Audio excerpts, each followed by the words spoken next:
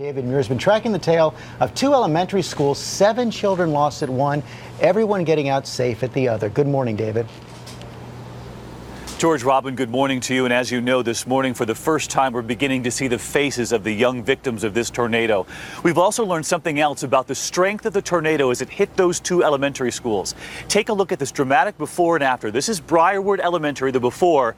Now look at the after this morning. We've learned it was an EF5 as it hit that school more than 200 miles per hour. Plaza Towers, the second school, the before and the after. And of course, that's where we lost 7 children. This morning, we hear from a father who raced to that school not knowing if his daughter was alive. 9-year-old Janae Hornsby, one of the children lost. Her father telling us he was on his way to the school to pick up his daughter as the storm was bearing down. He got stuck in traffic and couldn't get there in time. When I got to the school, it was completely gone. It was just rubble. There's no way to explain the anger and the sadness that I had all at one time. Overnight, authorities finishing their search of Plaza Towers, also promising to search every home here, every building 3 times to make sure no one is forgotten. The roof came off, and then I looked up and there was a tornado. I saw it swirling, and then I saw wood and stuff swirling around. Hello! Hey! But no children have been discovered since Monday, since only some of the students emerged, reuniting with their families. This morning, a puzzle remains. How did 2 schools take a direct hit, both buildings devastated, and yet only one with a miracle ending? At Briarwood Elementary, everyone survived. She's saying Jordan's really hurt. When I was I tried to get up and I tried to move the bricks off of my leg, and it hurt so much, and I was and it was and the tornado had not left yet.